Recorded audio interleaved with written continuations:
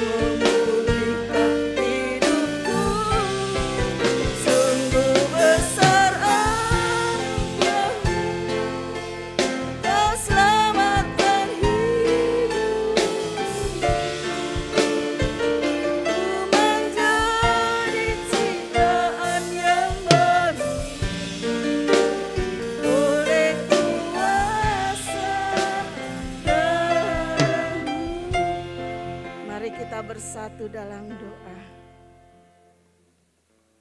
Bapa, kami mengucap syukur kepadamu ya Tuhan.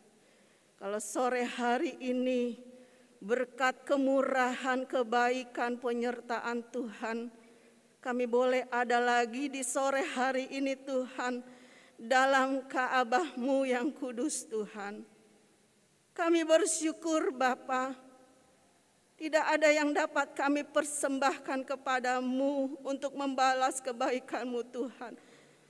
Kami bawa hidup kami, Engkau yang melayakkan kami Tuhan, untuk menerima berkat-berkat yang Tuhan sudah sediakan bagi kami. Engkau menguduskan kami oleh kuasa darah-Mu ya Tuhan. Kami telah ditebus Tuhan, dari segala keberadaan kami, dari dosa kami yang besar Tuhan. Engkau telah tebus di atas kayu salib Tuhan.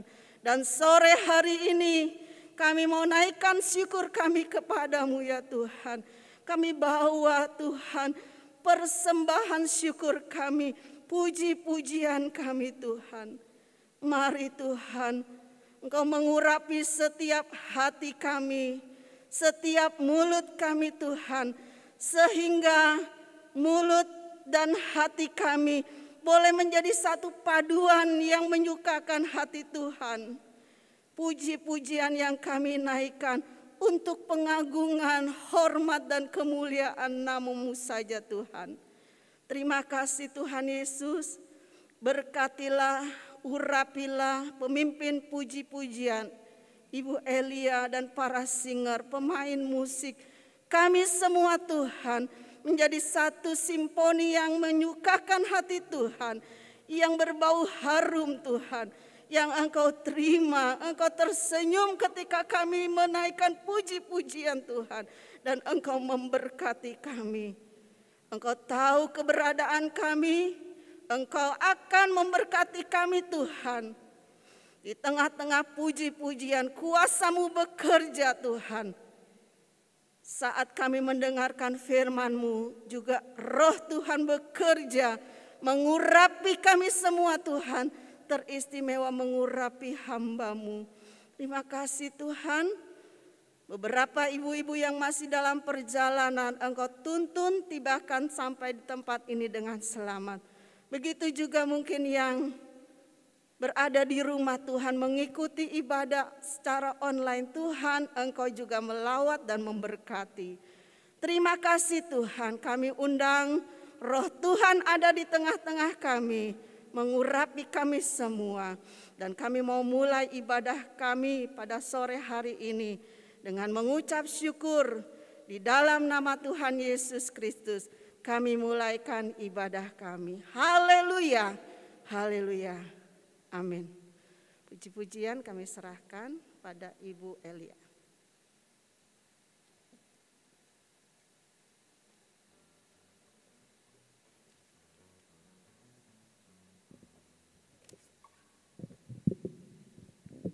Semangat sore ibu-ibu semua.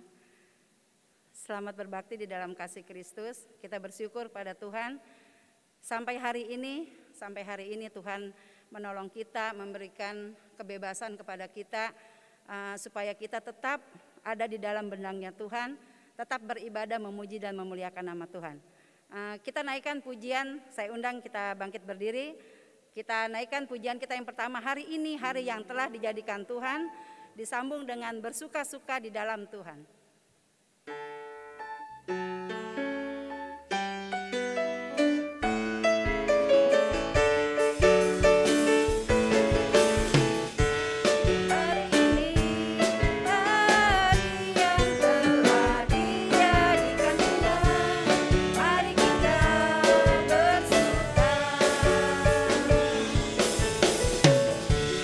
Hari ini hari yang telah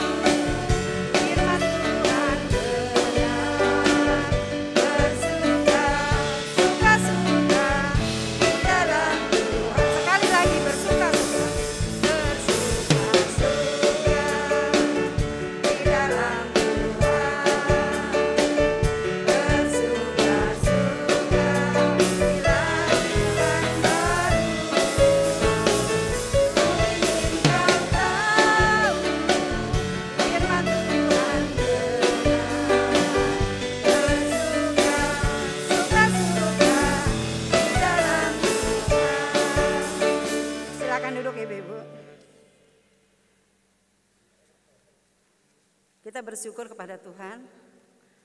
Tuhan Yesus sangat baik untuk khususnya kita ibu-ibu wanita Ester.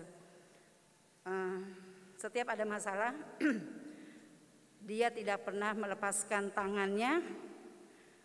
Kita masih tetap terus ada di dalam genggaman tangan Tuhan. Dan saya yakin setiap saya menghadapi masalah, Tuhan izinkan, Tuhan berikan jalan keluar. Cepat atau lambat Tuhan pasti bela, Tuhan pasti mengerti akan keberadaan kita.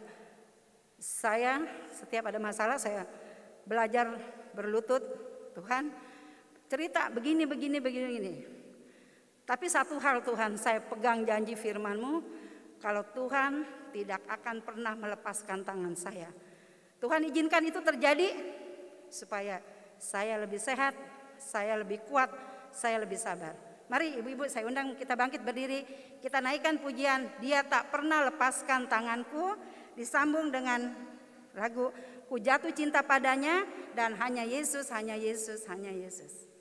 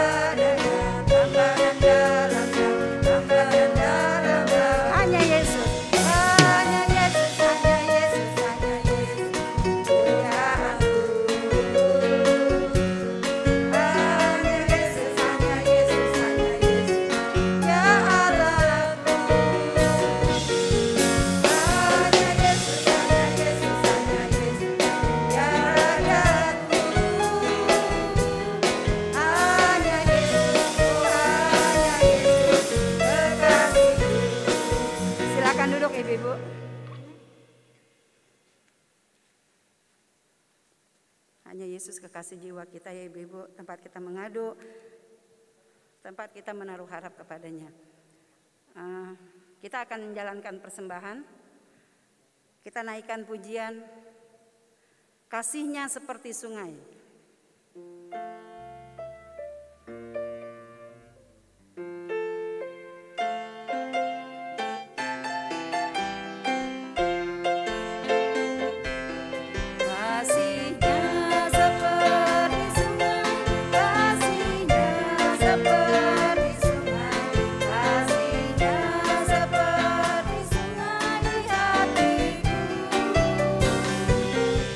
Mengalir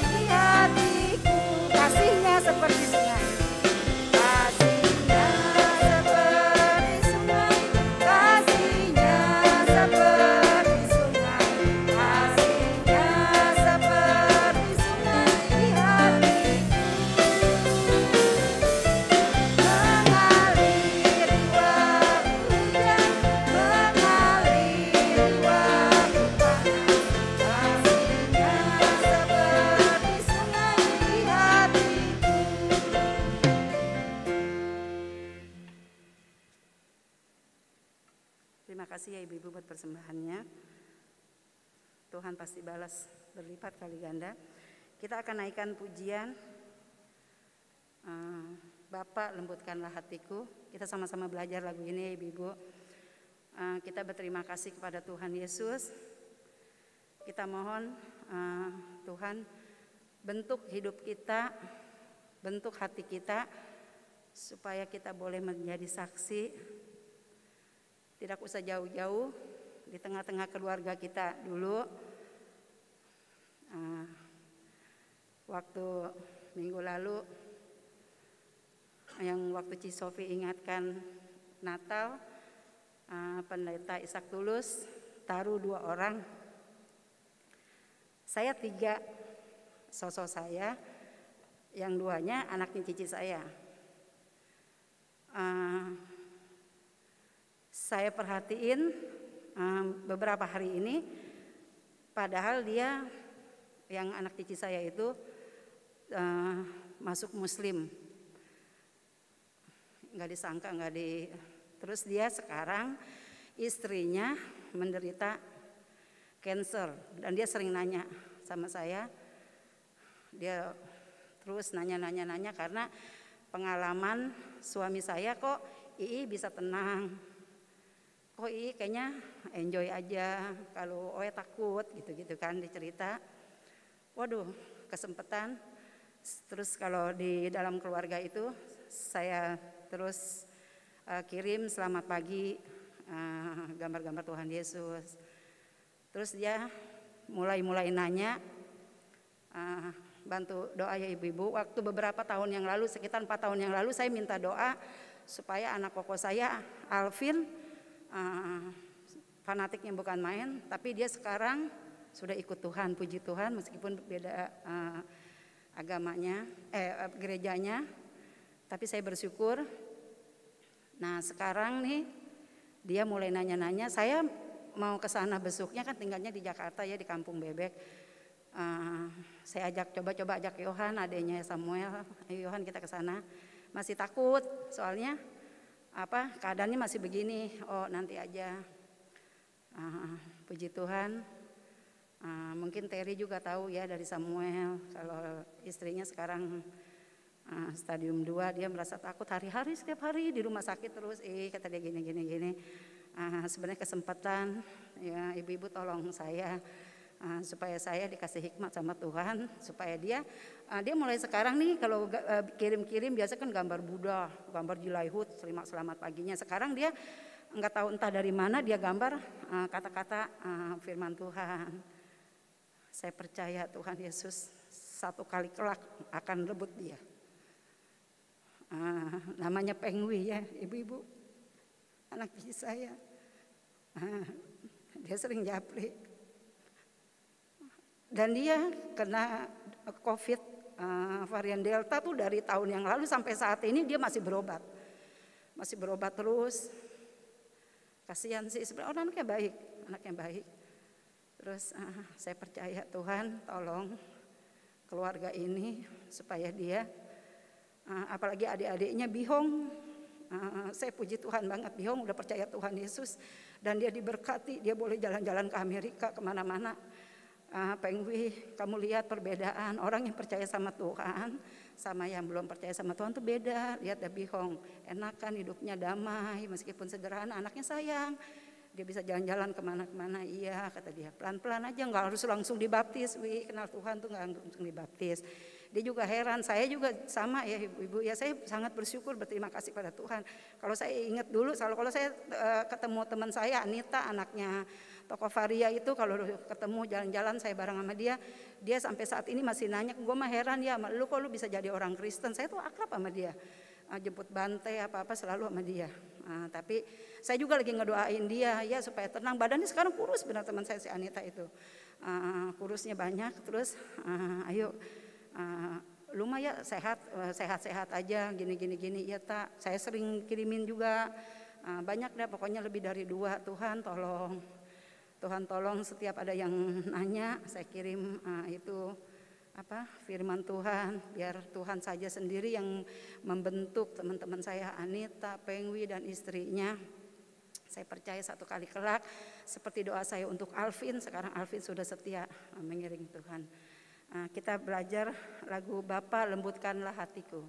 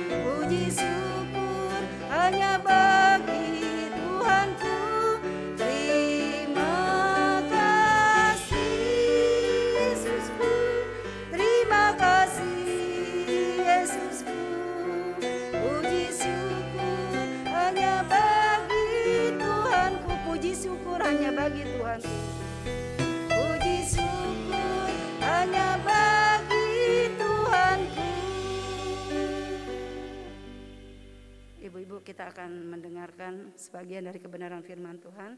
Saya undang ibu-ibu kita bangkit berdiri. Kita naikkan pujian. Kau selalu punya cara untuk menolong kita ya ibu-ibu. Kita percaya Tuhan tidak akan kekurangan cara untuk menolong kita. Satu hal yang kita yakinin, Tuhan memberikan hikmat, akal budi kepada kita. Tuhan akan berikan jalan keluar kepada kita. Tuhan akan siapkan jawaban-jawaban ketika orang yang belum percaya kepada Tuhan bertanya kepada kita. Tuhan begitu banyak cara untuk menolong kita. Kita naikkan pujian, kau selalu punya cara untuk menolongku.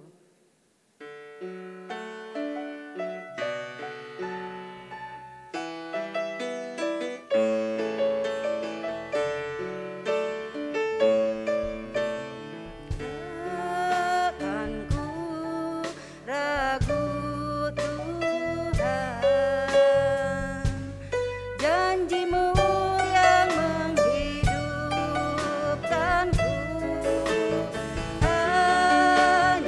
pada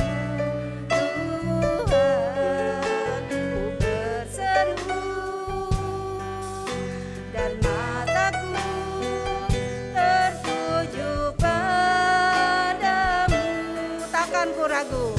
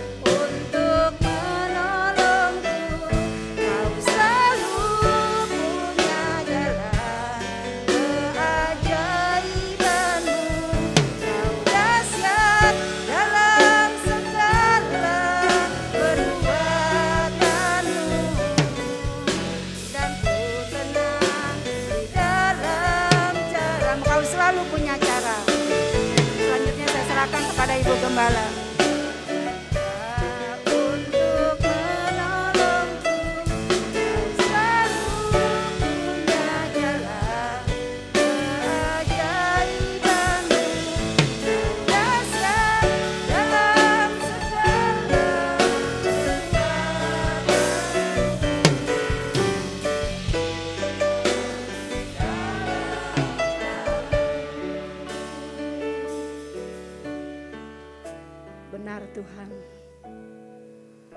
di padang gurun sekalipun ada jalan bagi kami. Di padang gurun yang gersang ada oasis bagi kami Tuhan. Kau selalu punya cara untuk menolong kami, bahkan lebih dari yang kami duga Tuhan. Tolong supaya kami yakinkan hal itu Tuhan.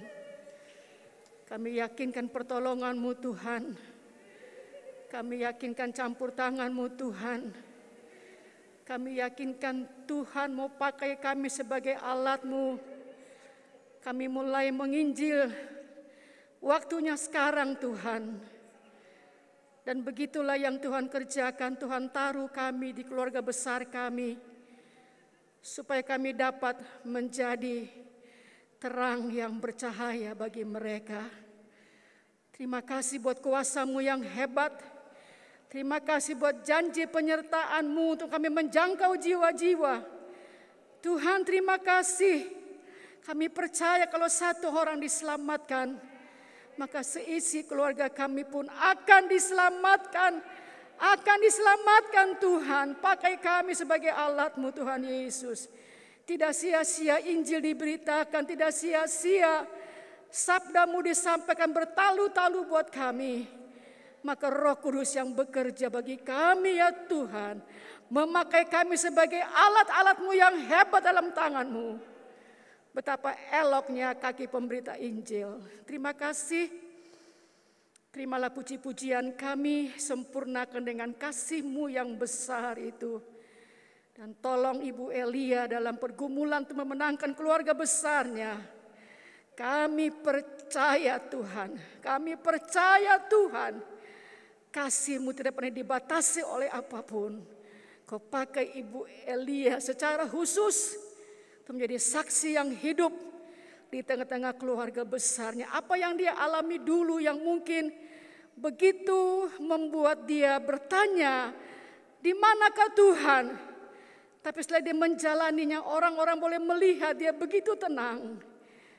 Itu berbicara jauh lebih keras daripada segala pergumulan dalam hati Ibu Elia. Terima kasih Bapak. Saatnya tiba kami siapkan hati kami buat kebenaran-Mu. Anugerahkan kami hati yang dapat menyerap dengan baik. Setiap kebenaran yang disampaikan itu berguna, mendidik, mengajar, menegur, mengarahkan kami, mendorong kami, menghibur kami Tuhan. Kami menjadi ibu-ibu yang cerdas, ibu-ibu yang mengerti kehendak Allah, ibu-ibu yang tahu kebenaran. Dan apa yang kami tahu kami boleh melakukannya dengan pertolongan kuasa Roh Kudus. Terima kasih demi nama Yesus Kristus Tuhan kami Allah yang hidup. Kami mau sambut firman-Mu. Haleluya. Amin. Silakan duduk.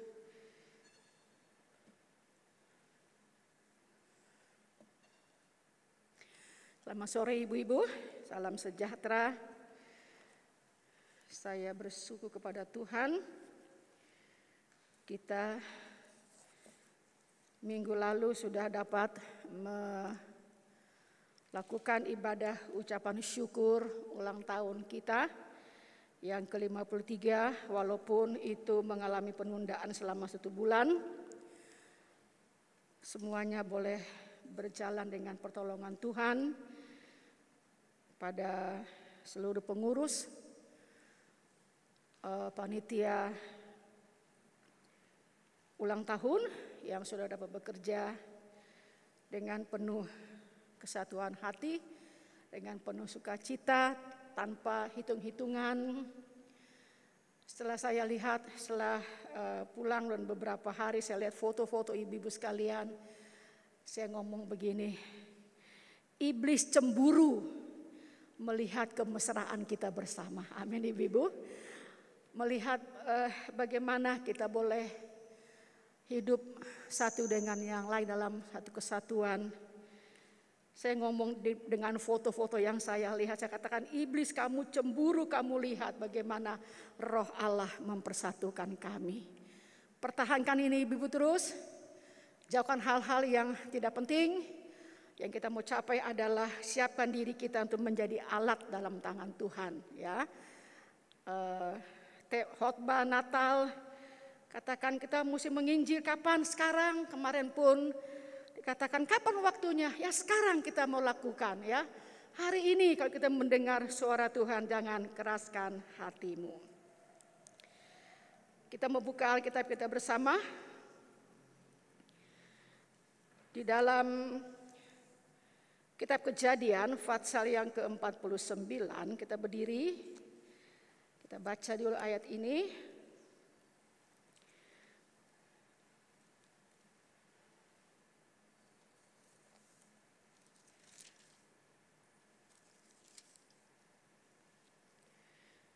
Ayat yang ke-8, 9,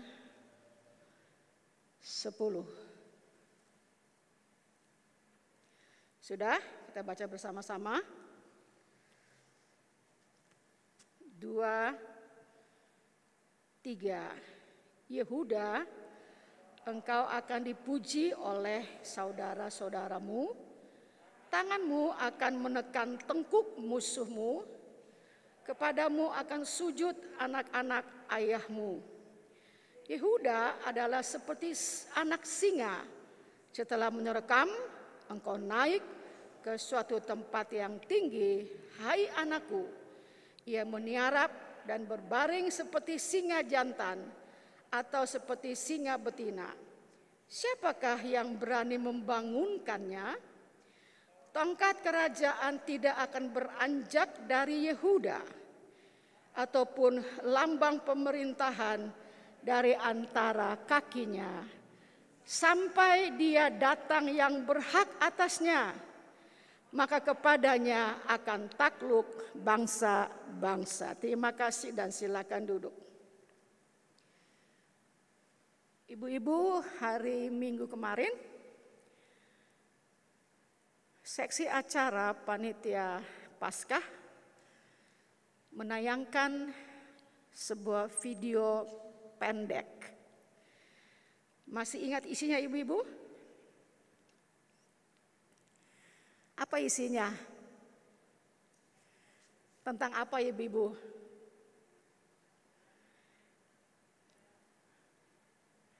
Tentang Lion of Judah. Apa? Singa dari Yehuda. Tujuan video itu adalah mau memberitahukan bahwa Alkitab yang kita punya ini adalah benar, firman Allah.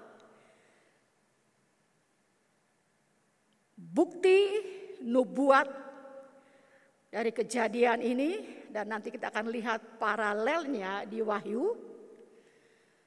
Namun bukan hanya kesaksian dari Alkitab ini sendiri, tetapi juga panitia mencoba memberikan bukti-bukti di luar Alkitab. Nah, saya harap ibu-ibu kalau video itu tolong diperhatikan. Karena itu merupakan satu rangkaian yang akan menggiring kita semua sampai kepada perayaan kematian dan kebangkitan Yesus. Jadi kemarin itu mau membuktikan bahwa mereka mulai menggiring kita untuk mempelajari bibliologi. Apa itu? Apa itu bibliologi? Ya, kita belajar tentang Alkitab kita yang terdiri dari 66 buku dalam rentang waktu penulisannya 1.500 tahun dengan berbagai orang yang menulisnya, kurang lebih 40 orang, dan itu merupakan sebuah kesinambungan, satu kesatuan yang utuh. Kalau kita membaca Alkitab tidak bisa kita hanya sepotong-sepotong, kita mau ambil di sini sepotong, kita mau ambil sana sepotong, tidak. Alkitab ini adalah satu kesatuan utuh, ya. Nah, ibu-ibu yang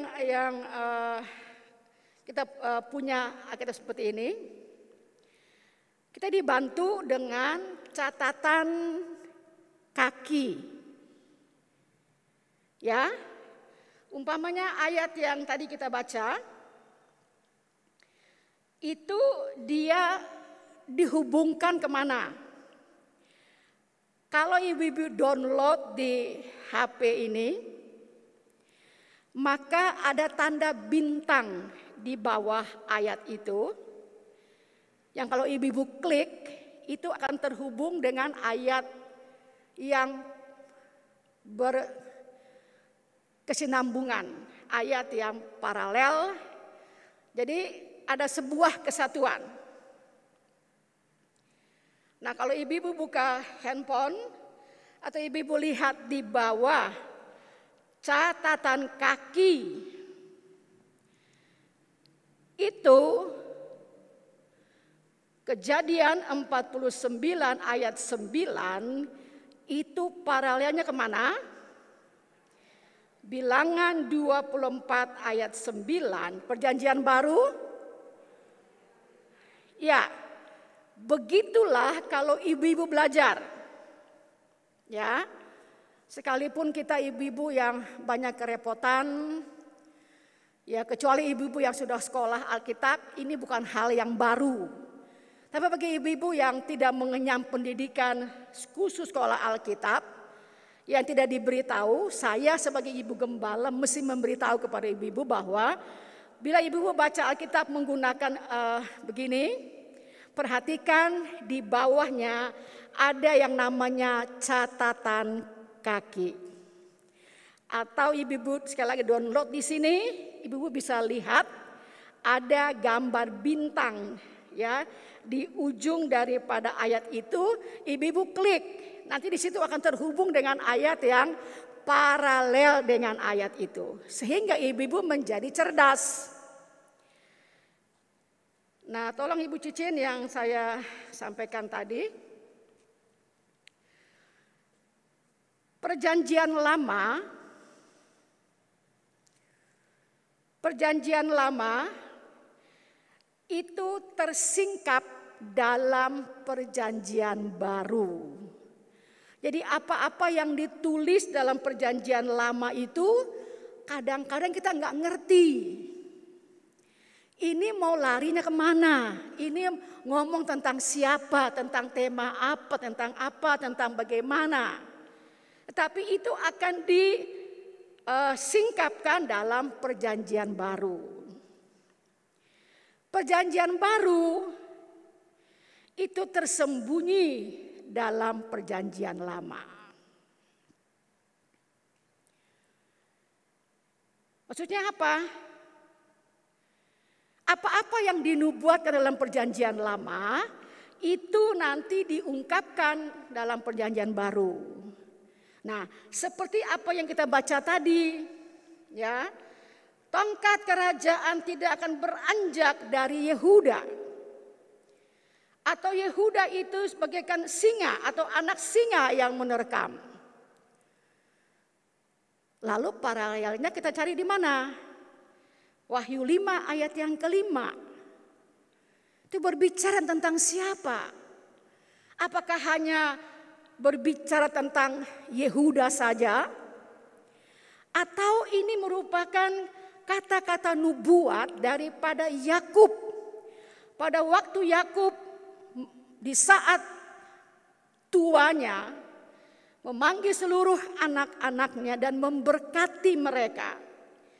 Kalau ibu-ibu baca seluruh Kejadian pasal yang ke-49, lain memberikan perikop adalah perkataan Yakub yang penghabisan kepada anak-anaknya. Jadi saat Yakub merasa bahwa tidak lama lagi dia akan meninggal, lalu dia panggil seluruh anak-anaknya. Saya rasa kita zaman sekarang jarang ya bikin begini ya. Justru anak-anak kalau lihat maaf kata papa atau mama udah rasanya sudah kayaknya udah hampir-hampir nih ya. Lalu semua saling calling, datang cepet ini, kayaknya mama ini udah gak lama lagi nih, papa udah gak lama lagi nih. Ayo kumpul. Nah kalau yang seiman pasti nyanyi, memuji Tuhan, minta maaf ya, minta maaf ke mama papa gitu ya. Tapi kalau Yakub beda. Dia kumpulkan anak-anaknya dan satu demi satu dia memberkati mereka. Dan coba ibu-ibu lihat bagaimana cara Yakub memberkati. Itu kata-katanya itu entah dari mana datangnya ibu-ibu ya. Coba kita lihat ayat 3. Yakub mulai berbicara ayat yang ketiga. Ruben, engkaulah anak sulungku, kekuatanku, dan permulaan kegagahanku. Engkaulah yang terutama dalam keluhuran, yang terutama dalam kesanggupan. Engkau yang membual sebagai air. Tidak lagi engkau yang terutama, sebab engkau telah menaiki tempat tidur ayahmu. Waktu itu engkau telah melanggar kesuciannya. Dia telah menaiki petiduranku. Itu Ruben. Kalau Simeon dan Lewi, dia bersaudara, apa nubuatan Yakub? Senjata mereka ialah alat kekerasan. Kita lihat bahwa bagaimana Yakub memberkati anak-anaknya. Nanti kita baca mengenai Sebulon, mengenai Dan, mengenai Gad, mengenai Naftali, mengenai Asher, mengenai Yusuf. Ayat 21, Naftali adalah seperti rusa betina yang terlepas, ia akan melahirkan anak-anak indah. Yusuf adalah seperti pohon buah-buahan yang muda. Ini seperti apa ibu-ibu ya? Yakub mendapat hikmat yang luar biasa untuk memberkati anak-anaknya. Kira-kira kaum bapak bisa begini enggak ya, kalau maaf kata sudah tahu mau pulang ke rumah bapak gitu, lalu semua anak-anaknya dipanggil, lalu ditumpangin tangan, didoakan satu-satu. Kayaknya jarang ya, nggak pernah gitu ibu-ibu ya. Pernah ada gitu nggak? Kayaknya nggak ibu-ibu ya, nggak pernah ya. Tapi Yakub lakukan hal itu, dan apa yang dia katakan tentang Yehuda itu luar biasa sekali. Seperti anak singa. Ayat 10, tongkat kerajaan tidak akan beranjak dari Yehuda. Artinya Yehuda akan menjadi raja. Dari dia akan muncul raja-raja. Dan kita tahu Daud itu dari garis keturunan Yehuda. Nanti dari Yehuda turun kepada Daud, turun terus akhirnya sampai kepada Mesias. Jadi berapa ribu tahun rentang ucapan Yakub itu kepada anak-anaknya itu merupakan sebuah nubuat. Kita buka Wahyu pasal yang kelima.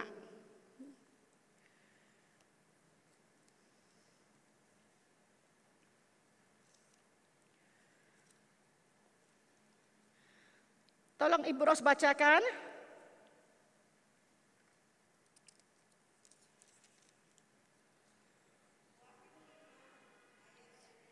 Ya.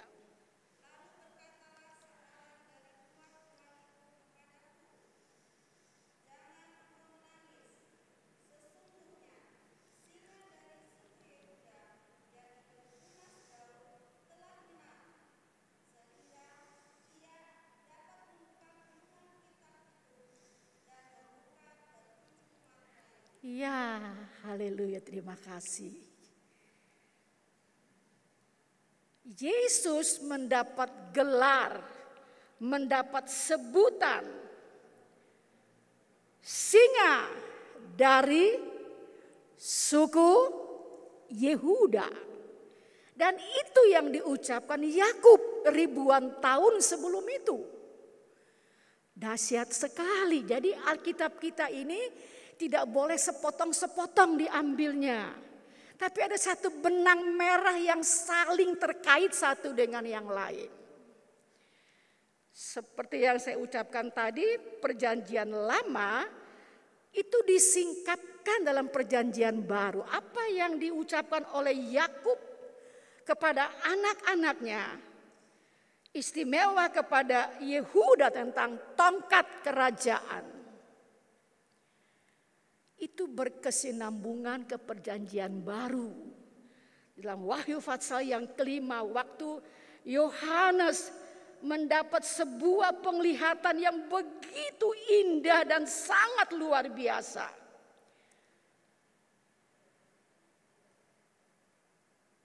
Kitab yang dimeterai dan anak domba. Ayat yang keempat. Ayat yang ketiga, tetapi tidak ada seorang pun yang di surga atau yang di bumi atau yang di bawah bumi yang dapat membuka gulungan kitab itu atau yang dapat melihat sebelah dalamnya.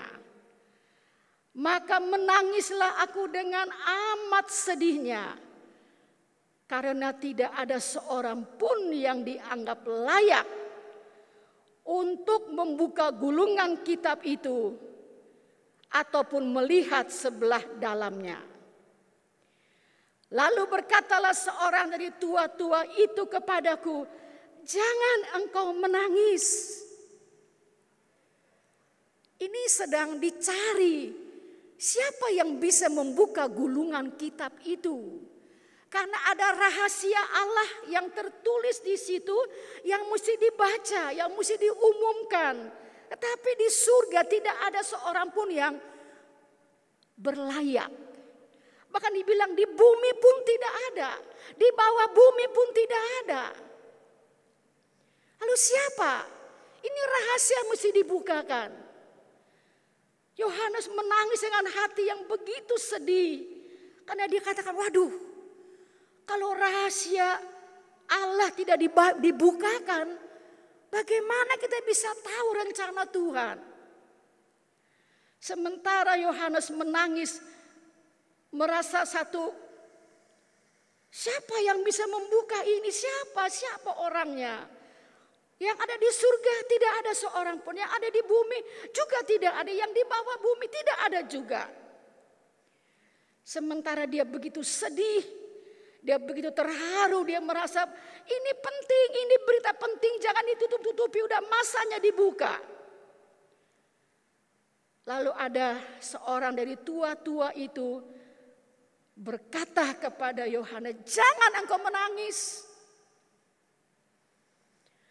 Sesungguhnya singa dari suku Yehuda, yaitu tunas Daud, telah menang. Sehingga ia dapat membuka gulungan kitab itu dan membuka ketujuh meterainya. Jadi itu gulungan itu diberi meterai. Gak ada orang yang boleh membukanya. Pada zaman dulu kalau apa-apa yang dimeteraikan itu, apa kalau cincin raja. Kemarin ibu-ibu ingat pada waktu kisah Esther, ya, kan titahnya Raja Ahasveros itu dengan Haman membuat satu peraturan supaya semua orang Yahudi itu akan dibinasakan. Maka raja mencabut cincinnya dan surat itu disahkan, dicap dengan cincin raja, itu tidak bisa dicabut oleh siapapun. Jadi pada zaman dulu itu ada satu yang peraturan tidak boleh dibuka. Nah seperti kalau sekarang kita ini yang mungkin lebih ibu-ibu lebih ingat, kalau ada satu peristiwa, ada line polis, ada polisi lain itu yang warna kuning ibu-ibu, ada yang boleh buka enggak? Umpama ada rumah yang dikasih polis lain, lalu datang, buka aja ini. Gak bisa, ada undang-undangnya ibu-ibu itu. Bisa diperkara itu ibu-ibu. Nah kira-kira seperti itu. Tapi ini lebih hebat lagi. Ini dimeteraikan yang tidak bisa ada yang membukanya. Mesti orang yang punya kuasa. Orang yang berwenang yang boleh membukanya. Setelah tua-tua itu berkata, jangan engkau menangis Yohanes. Sesungguhnya singa dari suku Yehuda, yaitu tunas Daud, telah menang. Sehingga ia dapat membuka gulungan kitab itu dan membuka ketujuh meterainya. Ayat 6.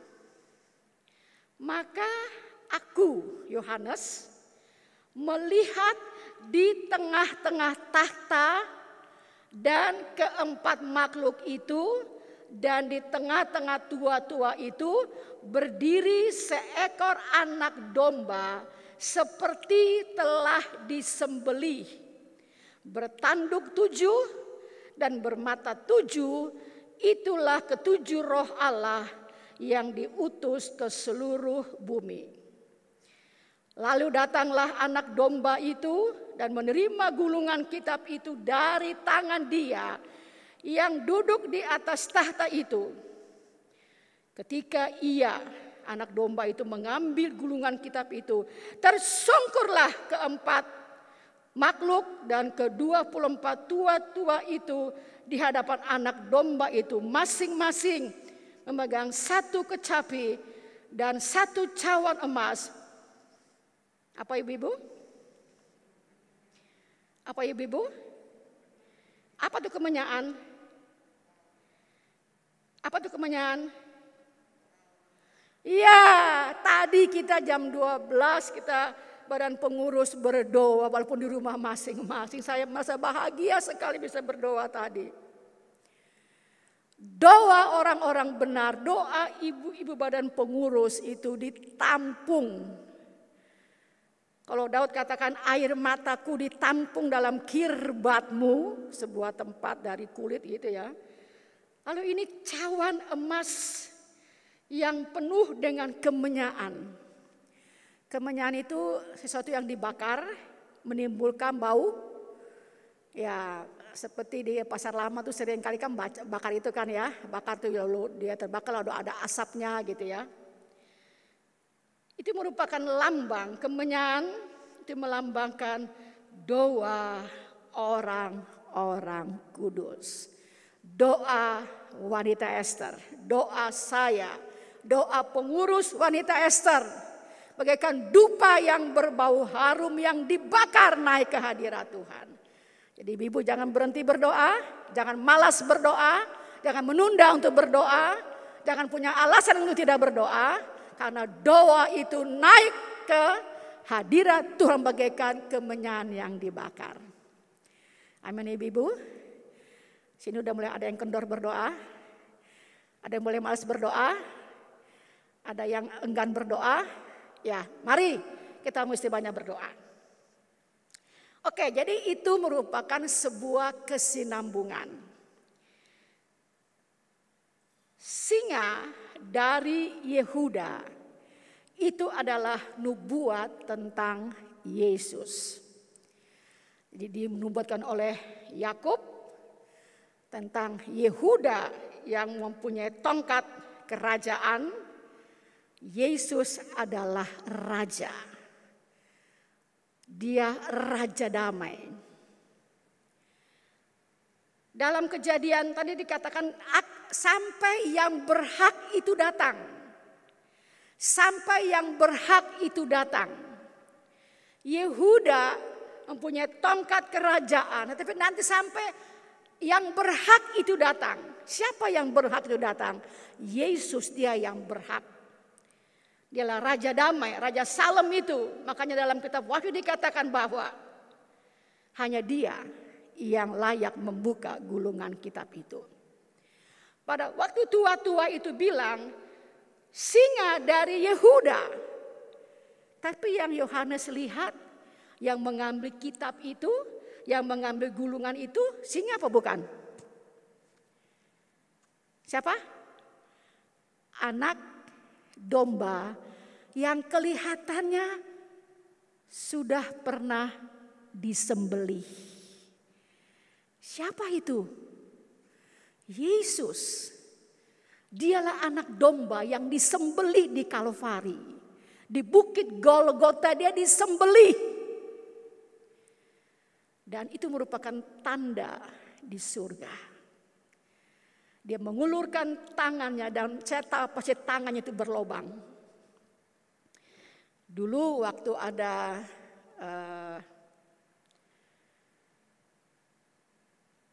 guru-guru sekolah minggu penataran, terkenal dulu tuh domba kecil ya. Sekarang entah masih ada apa enggak ya.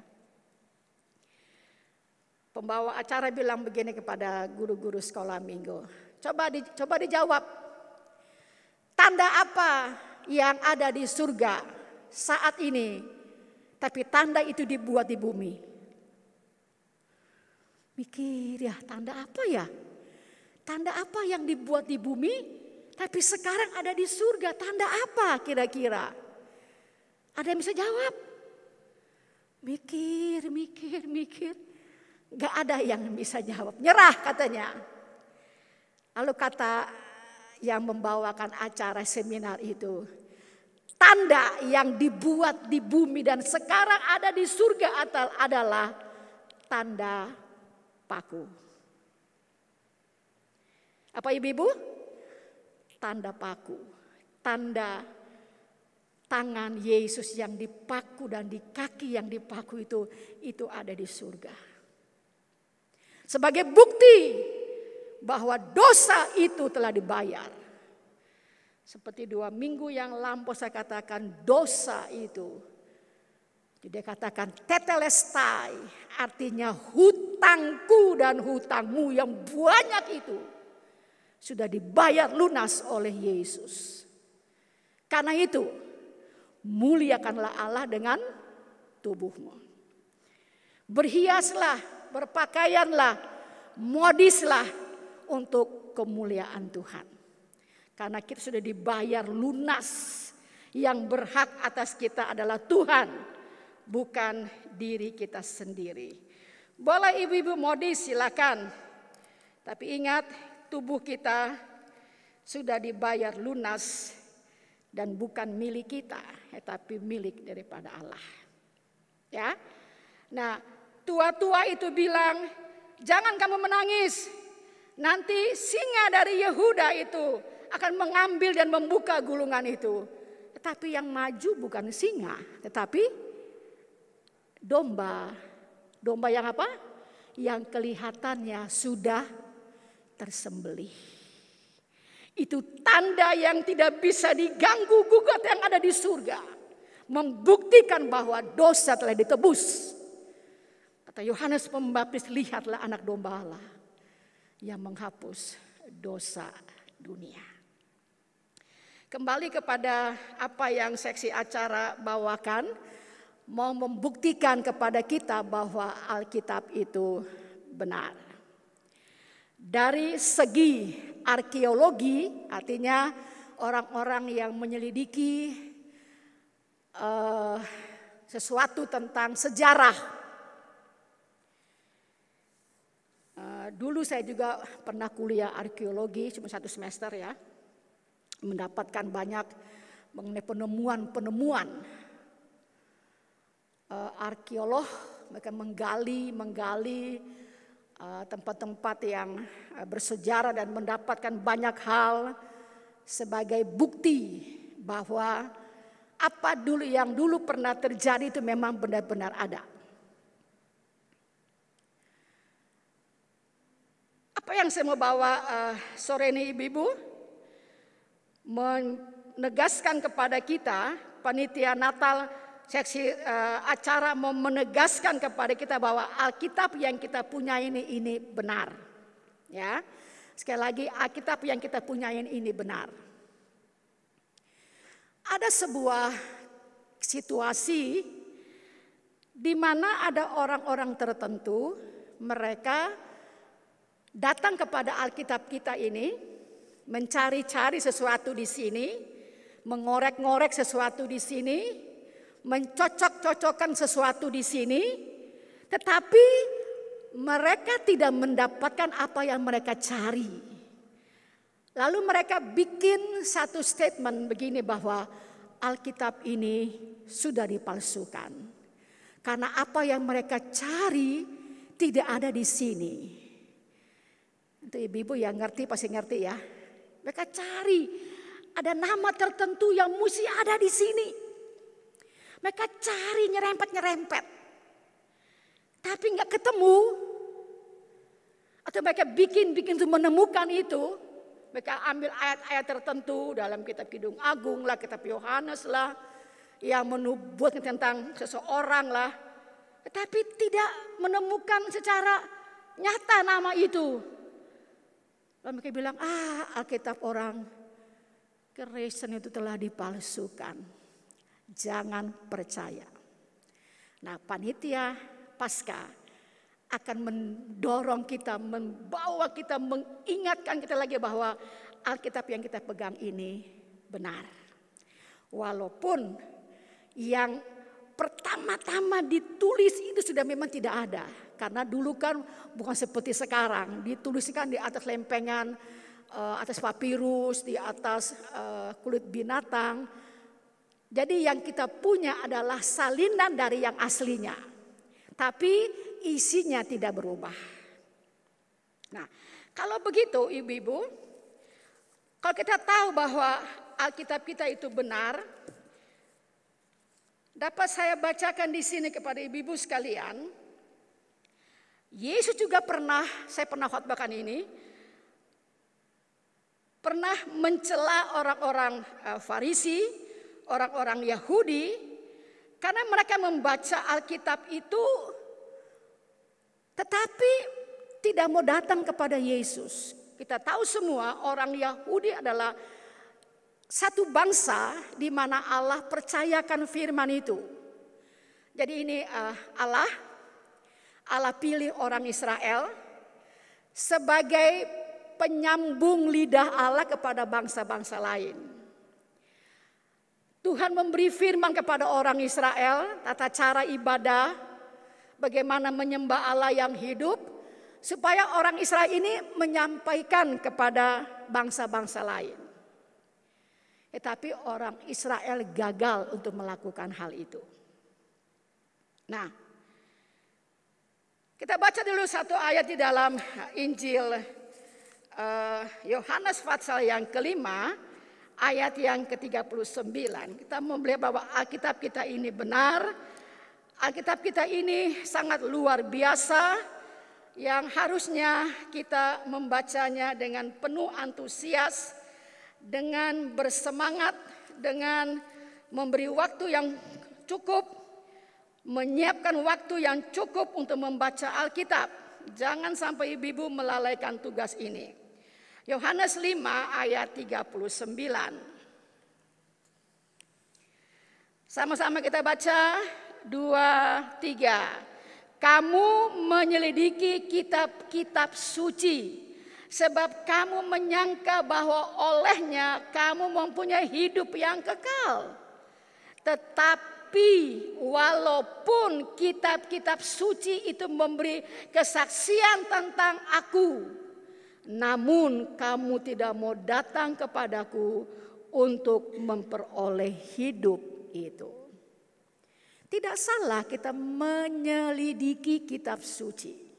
Sekarang gampang sekali untuk menyelidiki, apalagi yang bisa bahasa Inggris. Itu banyak sekali pelajaran-pelajaran yang disampaikan oleh para teolog dari luar negeri, dalam negeri, untuk membimbing kita yang mau belajar. Apalagi yang bisa bahasa Yunani, yang bisa bahasa Ibrani, itu lebih hebat lagi. Kita bisa belajar di kamar seperti kuliah di bangku kuliah. Tapi Tuhan Yesus katakan, kamu menyelidiki kitab suci. Dan kamu menyangka bahwa kamu sudah paling baik, sudah paling hebat. Kamu menyangka kamu memperoleh hidup yang kekal.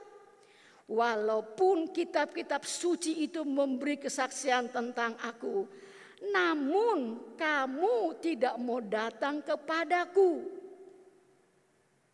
untuk memperoleh hidup itu. Yang memberi kehidupan yang kekal hanya di dalam Yesus.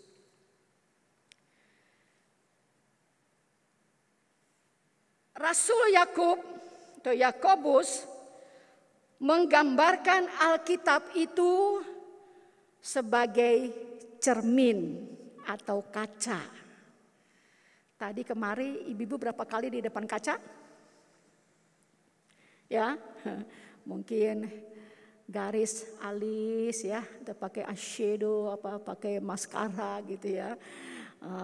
Nyasakin rambut ya, pakai baju, ibu muter-muter di depan cermin. Nah, Yakobus katakan dalam Yakobus pasal 1, Alkitab itu bagaikan cermin. Apa fungsi cermin ibu-ibu?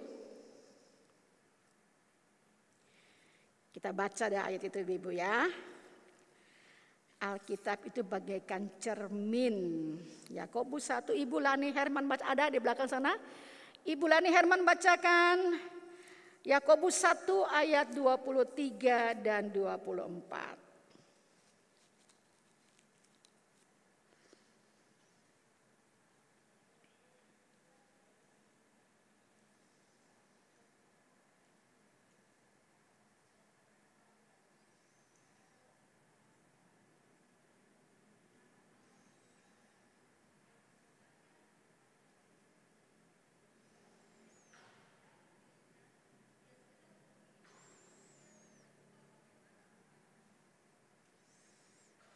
Ya, terima kasih.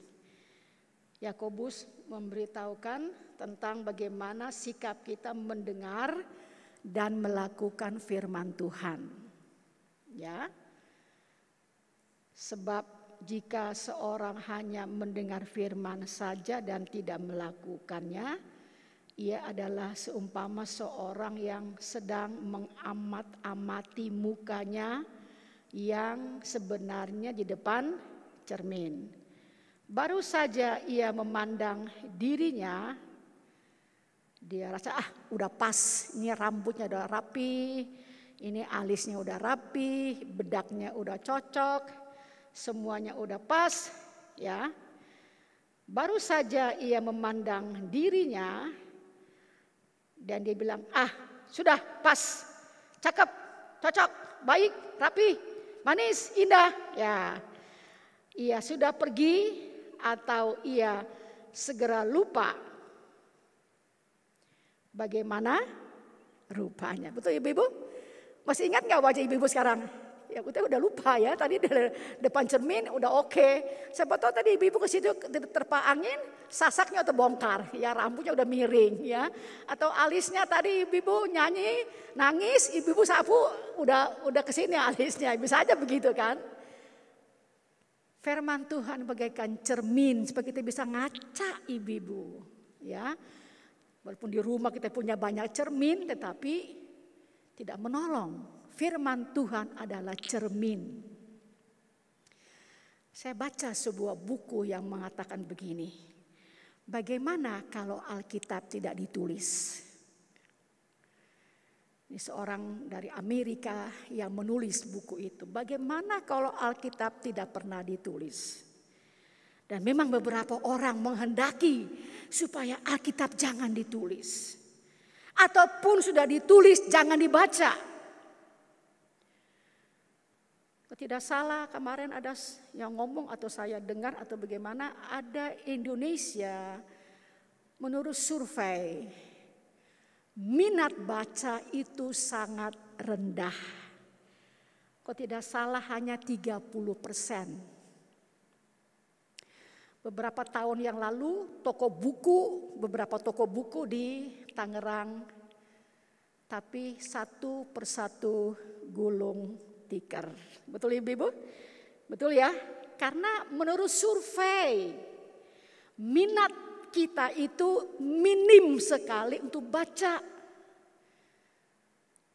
Jadi ada seorang teolog katakan, iya banyak orang menghendaki supaya Alkitab itu jangan ditulis. Ditulis pun gak mau dibaca. Tapi ibu-ibu di sini senang membaca Alkitab ya. Amin ibu-ibu. Saya tahu katanya ada pagi-pagi rayon, ada kewajiban untuk membaca tiap fatsal ya. Saya tak lalu bilang, oh tante sekarang rayon kami sampai di Yesaya. Saya bilang, kamu tahu nggak Yesaya itu ada 3 jilid? Nggak tahu. Mana coba kasih tahu. Jilid 1, jilid 2, jilid 3 gitu ya. Yesaya jilid 1 itu ditulis pada zaman kapan? Jilid 2 pada zaman kapan? Jilid 3 pada situasi mana? Nggak tahu tante, yang penting kita baca aja. Oh ya nanti deh, atau saat saya akan ajari ibu-ibu. Kitab Yesaya pasal 1 sampai pasal berapa itu, jilid 1 itu ditulis situasinya apa. Waktu kita baca kita tahu, sebab Alkitab itu dia tidak pecah-pecah tapi dia satu kesatuan. Ada nabi yang bernubuat sebelum pembuangan, ada nabi yang bernubuat pada saat pembuangan, ada nabi yang bernubuat sesudah pembuangan. Itu jadi kita punya peta, kita baca itu punya peta, oh ini begini, oh ini begini, oh ini begini. Supaya kita nggak asal baca, oke nggak apa-apa. Nanti saya akan ajarin ibu-ibu tentang peta-peta itu. Nabi siapa yang bernubuat saat sebelum pembuangan. Dan bernubuatnya itu di kerajaan mana? Utara apa selatan? Kalau kita nggak tahu itu cuma ya udah begitu aja. Kalau ibu-ibu tahu akar sejarahnya itu nyambung ibu-ibu. Kayak tadi kan. Yakub memberkati Yehuda. Dan dikatakan engkau seperti singa. Engkau ada tongkat kerajaan. Turun kepada Daud. Dia seorang raja. Dan kita tahu Yesus itu dari garis keturunan Yehuda. Dan pada saat di surga Yohanes melihat ada gulungan kitab yang penting yang tidak bisa dibuka. Seorang tua-tua katakan kepada Yohanes, "Kamu jangan menangis." Singa dari Yehuda, dia berlayak membuka kitab itu. Pada saat mau diambil kitab itu, bukan singa dari Yehuda, tapi seekor domba yang sudah seperti pernah disembelih. Jadi ada satu kesenambungan yang luar biasa. Apa yang ditulis digenapi, artinya Alkitab kita ini benar adanya. Katakan bahwa Alkitab itu bagaikan cermin buat kita. Waktu kita menyelidikinya, biar kita tahu bahwa muka kita cemong. Oh, dengan apa? Dengan cermin. Ada juga kisah yang mengenai gara-gara cermin keluarga berantem. Ada seorang suami yang menuduh istrinya selingkuh. Mana? Dengan siapa kamu selingkuh? Diunjukin cerminnya. Ya, kamu sama nenek-nenek kamu selingkuh. Lalu mertua laki-lakinya bilang, "Mana itu laki-laki yang kamu selingkuhin? Sama kamu selingkuh sama dia. Mana sini?" Dia lihat cermin dari wajahnya sendiri kan. "Kamu sama si botak kamu mau ya?" Padahal wajahnya sendiri. Jadi kadang-kadang kita perlu cermin, ibu-ibu. Saya perlu cermin. Kita bisa melihat keadaan kita. Cermin itu menolong kita untuk lihat bahwa ada yang kurang beres. Rambut kita kurang rapi, baju kita kurang rapi, wajah kita kurang rapi. Itu fungsinya cermin. Makanya 2 Timotius 3 ayat 16 katakan firman itu bermanfaat untuk apa? Mendidik. Penjara tidak bisa mendidik orang. Bahkan maaf kata di penjara itu banyak hal yang diajarkan, modul-modul baru kepada orang-orang yang tadinya cuma jahatnya cuma 5 mili jadi 20 mili karena dia diajari oleh orang-orang jahat di penjara. Kita perlu bercermin. Setiap hari kita pakai Alkitab kita itu sebagai cermin. Cermin untuk melihat keadaan kita, bukan orang lain. Kan kita pakai cermin buat diri sendiri kan, ibu-ibu kan begini kan cermin kan ya. Begini kan cermin kan, bukannya begini kan. Oh ya, alisnya udah pas, udah rata. Ada yang pernah bilang, "Tante, boleh gak saya tato alis?" Kamu udah tahu kebenaran juga. Aduh, si tante mah gak tahu sih bagaimana susahnya ngukir alis.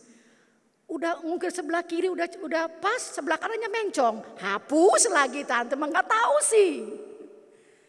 Sekarang kan ada yang produk Korea kan, tinggal ditempelin di sini, tinggal digaris gitu kan, udah tinggal diangkat itunya. Pernah tahu nggak? Ada kan iklannya gitu kan ya, iklan begitu, supaya jangan mencong alisnya kan, ditaruh begitu terus tinggal seperti orang apa sih, krayon gitu ibu-ibu ya. Kita pakai cermin dan Alkitab itu adalah cermin buat kita. Alkitab juga merupakan pelita atau lampu untuk perjalanan hidup kita. Oh ya, ada yang terlupa tadi tentang Yehuda. Yehuda, coba Ibu Cicin, anaknya Yakub tadi. Anaknya Yakub ada 13 orang. Yang 13 adalah itu adalah Dina.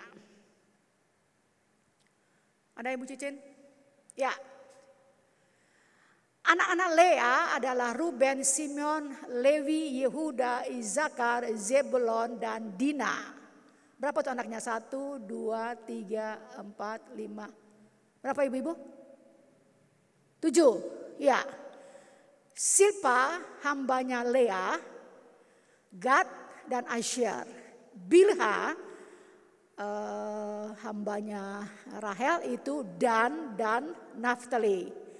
Rahel di masa agak tua dia mendapat Yusuf dan Benjamin. Nah, kerajaan dari anak 12 ini, Dina nggak masuk ya, cewek itu nggak masuk. Nanti saya mau ajarin ibu-ibu ada doa orang Yahudi yang bersyukur bahwa dia nggak perempuan. Itu ada doa orang Yahudi itu. Tersinggung saya perempuan ya. Aku bersyukur ya Tuhan, aku lahir bukan perempuan. Jadi perempuan itu kelas nomor 2. Ya, 12 suku ini terpecah menjadi 2. Ya, 10 suku ke utara yang namanya Israel, 2 suku yang di bawah yang namanya Yahudi, yaitu suku Yehuda dan Benjamin. Sebenarnya 3 dengan suku Lewi. Kenapa suku Lewi mesti ada di bawah di kerajaan selatan? Kenapa Lewi nggak di utara? Kenapa Lewi mesti di bawah? Di selatan, Yehuda, Benjamin, dan Lewi. Kenapa Lewi mesti di bawah di kerajaan selatan? Karena di situ ada bait Allah. Lewi harus melayani di bait Allah. Jadi pada waktu itu kedua suku itu pecah setelah kematian Salomo, lalu Yerobeam dengan 10 suku, Rehabeam dengan 2 suku plus Lewi itu di kerajaan selatan. Jadi yang sekarang disebut Yahudi itu berasal dari Yehuda. Kata Yehuda menjadi Yahudi. Jadi benar-benar Yehuda ini mendapat keistimewaan. Walaupun secara moral Yehuda tidak sebaik Yusuf. Karena Yehuda pernah melakukan sesuatu yang tidak baik dengan menantunya. Tetapi Yusuf mempunyai moral yang baik. Sebab Yusuf walaupun digoda oleh tante Potifar, imannya tidak tergoncangkan. Dia bahkan lari, dia difitnah, dipenjarakan, dia tidak peduli. Tapi Yehuda pernah berbuat salah dalam hal moral. Tapi mengapa Allah pilih dia? Itu rahasia Allah, tidak ada yang tahu. Kalau mau dipilih, saya pilih Yusuf. Karena dia luar biasa. Tetapi Allah pilih Yehuda. Dan kemudian menjadi bangsa Yahudi. Yang sekarang ini bukan Israel asli, istilahnya seluruh Israel, tapi hanya 2 suku plus Lewi yang sekarang disebut sebagai bangsa Israel. Sedangkan yang 10 suku yang disebut Israel itu sudah dibuang dan tidak pernah kembali ke tanah perjanjian. Yang ada itu adalah 2 suku, Yehuda, Benjamin, dan Lewi. Yang sekarang ini ada di Israel. Tapi ada sebuah nubuat. Satu saat sebelum kedatangan Yesus, semua itu akan dikumpulkan kembali. Apabila itu sudah mulai terjadi, kedatangan Yesus tidak akan lama lagi. Apabila semua suku-suku itu kembali, maka kedatangan Yesus tidak akan lama lagi. Maka seorang teolog katakan Israel itu adalah jamnya dunia. Mari kita berdoa. Kami datang kepadamu Tuhan. Kami belajar sedikit mengenai sejarah dan juga kebenaran-Mu. Apa yang Yakub nubuatkan beribu-ribu tahun sebelumnya, itu kemudian digenapi dalam penglihatan Yohanes. Bahwa ada singa dari suku Yehuda yaitu Yesus yang layak membuka gulungan kitab itu. Terima kasih kami mempunyai Alkitab, firman Allah yang dijaga oleh Allah dan sampai hari ini kami masih memilikinya. Kami mau membacanya, kami menjadikannya pelita bagi kaki kami dan terang bagi jalan kami. Dan kami juga menjadikan cermin. Seperti Yakobus katakan, seperti cermin Kami melihat diri kami. Firman Allah itu mengoreksi keadaan kami sebagai cermin di hadapan kami ya Tuhan. Mungkin ada carut marut hidup kami, ada yang belum rapi. Biarlah cermin itu yang boleh memantulkan keadaan kami. Tuhan tolong kami semua. Dan firman ini kami katakan, firman yang kami punya, Alkitab yang kami punya adalah firman Allah. Hidup dan berkuasa. Terima kasih Tuhan, meteraikan di hati kami. Tegur kami bila kami hari-hari ini sudah mulai malas membaca Alkitab. Kami mulai mengabaikan jam-jam kami bersekutu dengan firman-Mu. Tuhan, kembalikan kami. Karena untuk itulah Engkau berikan firman-Mu supaya dapat menata kehidupan kami, mendidik kami, mengoreksi kami, menegur kami, menghibur kami, menyembuhkan kami, mengarahkan kami. Kami terima sabda-Mu dengan mengucap syukur di dalam nama Tuhan Yesus Kristus. Haleluya. Amin. Kita akan pujian bersuka-suka di dalam Tuhan. Bersuka-suka dilahirkan baru. Ku ingin kau tahu firman Tuhan itu benar. Bersuka-suka di dalam Tuhan. Dan bila ada waktu kita bisa angkat pujian, Dialah singa dari Yehuda.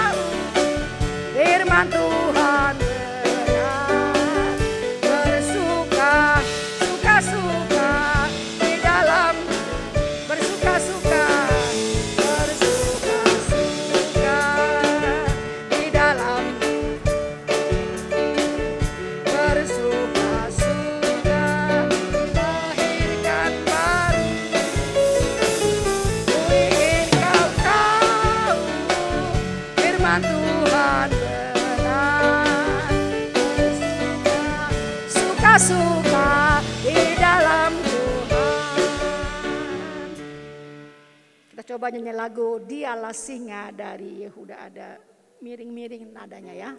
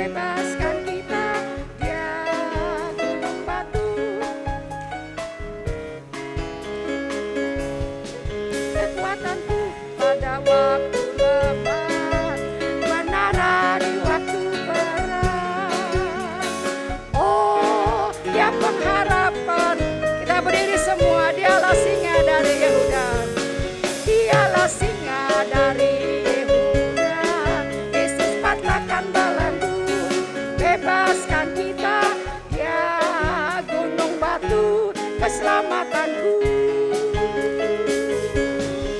kekuatanku pada waktu lemah, menara di waktu perang. Dia pengharap, sekali lagi amin. Dialah singa dari Yehuda, Yesus patahkan belenggu, bebaskan kita. Ya gunung batu keselamatanku, kekuatanku pada waktu lemah, menara di waktu perang.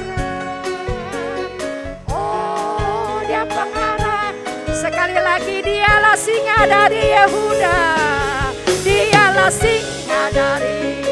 Dengan semangat ibu-ibu,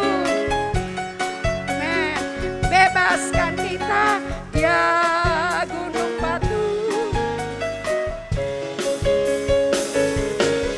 Kekuatanku pada waktu lemah, menara di waktu. Oh, masih kurang semangat. Dialah singa, haleluya. Dialah singa dari.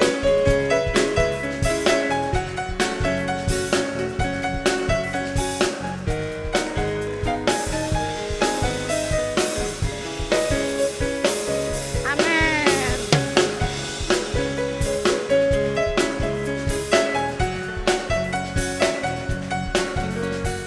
Oh, dia pengharap, sekali lagi dialah singa, haleluya.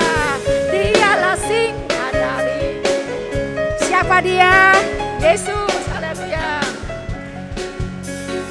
Ya gunung batu keselamatanku, amin, haleluya. Kekuatanku pada waktu lemah, menara di waktu. Oh, dia pengharapan, sekali lagi dialah singa, dialah singa dari Yehuda. Yesus patahkan belenggu, bebaskan kita, ya gunung batu.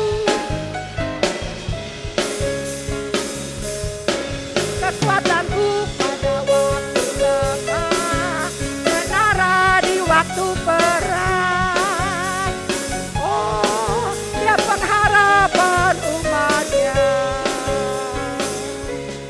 Terima kasih Tuhan, Engkaulah singa dari suku Yehuda. Kau sudah menang, Engkau sudah menang, Engkau sudah menang. Kau patahkan belenggu, bebaskan kita, haleluya. Menara di waktu perang, dia pengharapan umatnya.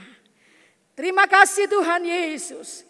Nubuat yang ribuan tahun yang lalu itu digenapi dengan begitu sempurna. Yesus adalah singa dari Yehuda. Kuatkan kami ya Tuhan. Kami tidak salah menjadi milik-Mu. Kami bahagia, kami bangga Tuhan. Yang lemah dikuatkan. Dalam peperangan kami tahu Engkau memberikan kami kemenangan. Terpujilah nama-Mu ya Tuhan. Berkati seluruh wanita Ester. Apa sudah kami lakukan dalam ibadah ini, Allah berkati. Hati kami bagaikan spons yang boleh menyerap kebenaran-Mu Tuhan. Kami mengerti bahwa Alkitab yang kami punya adalah benar-benar firman Allah. Yang boleh menuntun kami, menghibur kami, mengoreksi kami seperti cermin, pelita dan suluh bagi jalan kami.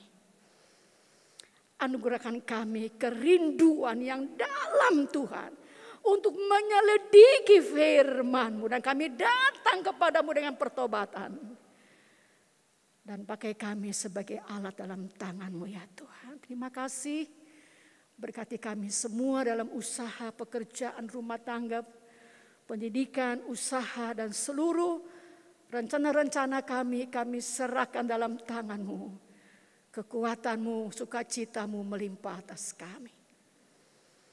Kami bersyukur Tuhan telah menyertai ibadah ucapan syukur pada minggu yang lalu Tuhan. Biar hasilnya kami seperti Ester ya Tuhan Yesus. Terpujilah nama-Mu. Persekutuan yang sudah ada, kecintaan yang sudah ada bertambah-tambah. Jangan ada yang merusak itu ya Tuhan. Tapi kami boleh mengundang Engkau selalu, Roh Kudus menolong kami. supaya kami hidup rukun dan damai dalam Engkau. Dengan tali kasih-Mu ikat kami, dengan cinta-Mu Engkau rekatkan kami ya Tuhan. Berkati badan pengurus yang sudah berdoa dan berpuasa hari ini. Tambahkan kami kesetiaan untuk terus melayani Engkau, mengembangkan tugas yang Allah percayakan kepada kami. Kami tahu bahwa apa yang kami perbuat tidak menjadi sia-sia. Kami bawa Ibu Renta Situmorang, kami bawa Ibu Margareta Sarki dengan tubuh-tubuh mereka yang kurang sehat di dalam nama Yesus. Allah sehatkan, Allah tolong, cabut semua penyakit dan berikan kemenangan oleh kuat kuasa bilur-bilur-Mu ya Tuhan. Terima kasih Tuhan. Kami mau pulang, Tuhan pulang bersama dengan kami. Damai sejahtera Allah yang melampaui segala akal itu mengawali hati dan jiwamu. Dalam Yesus Kristus Tuhan. Mulai malam ini, besok, dan sampai Maranatha. Dia datang kembali. Haleluya, haleluya. Amin. Silakan duduk. Ibu-ibu, sekretaris, keadaan semakin membaik. Jadi saya berharap mulai bulan depan kita boleh adakan doa puasa dan berkumpul dan berdoa. Doa puasa umum yang sudah selama 2 tahun tidak diadakan itu akan diadakan kembali. Nanti akan diumumkan oleh seksi doa di Warta. Dan doa puasa pengurus juga kita bisa adakan di gereja. Ya. Tetapi dengan konsumsi tidak prasmanan, boleh kita pakai box saja ya. Jadi kita makan tidak ngerumun, tapi kita boleh cari tempat masing-masing. Dan buka puasanya tetap di sini. Saya mikir begini, dulu kita adakan di Babakan untuk ibu-ibu yang tinggal sekitar Babakan, Encle, apalagi Kapling ya. Ya Kapling, Pasar Lama, Elim situ ya. Tapi tetap saya katakan kita bukanya di sini. Seandainya ibu-ibu perlu ya dari Babakan perlu angkutan, nanti saya akan upayakan supaya ibu akan dijemput di sana di Babakan, diambil di Babakan, bawa kemari, nanti pulang lagi di drop di Babakan. Nanti bagaimana caranya? Saya akan ngomong dengan Ibu Yeni Mapali, dengan ketua rayon dari Lydia juga, dengan ketua rayon dari Elizabeth, supaya bagaimana ibu-ibu yang dari Babakan bisa dapat datang ke sini dengan kendaraan. Nanti pulang juga akan diantar dan di drop di gereja Babakan. Ya, kondisi sudah mulai membaik, ibu-ibu kita harus banyak berdoa untuk pekerjaan Tuhan. Mari Ibu, saya persilakan untuk menyampaikan pengumuman. Ibu Lina Suharti berhalangan karena putrinya Hana baru selesai operasi ya. Kita doakan pemulihan Hana juga. Selamat sore ibu-ibu, beberapa pengumuman. Untuk yang berulang tahun pada tanggal 23 Maret Ibu Ita, pada tanggal 24 Maret Ibu Heli, pada tanggal 26 Maret kemarin Oma Lili Kurniawan. Selamat ulang tahun, Tuhan Yesus memberkati. Untuk pelayanan Selasa yang akan datang, tanggal 5 April, puji-pujian Ibu Ian, singersnya Ibu Flora, Ibu Yeni Kurniawan dan Ibu Morina. Untuk pundi-pundinya Ibu Mei dan Ibu Wawah Pasar Baru, untuk grup yang berdoa pembukaan grup Hana. Ibu-ibu di belakang ada kado dari Ibu Gembala berupa buku khotbah. Saya minta untuk ketua-ketua rayon ambil di belakang dan ibu-ibu jangan pulang dulu ya, biar ibu-ibu ambil dengan ketua rayon. Terima kasih, Tuhan memberkati. Ya, ketua-ketua rayon, Ibu Nila, Ibu Yeni, Ibu Ginting, Ibu Yeni Mapali mewakili rayon Elizabeth, Ibu Ros, Ibu Lian Moy, siapa lagi Ibu Nila,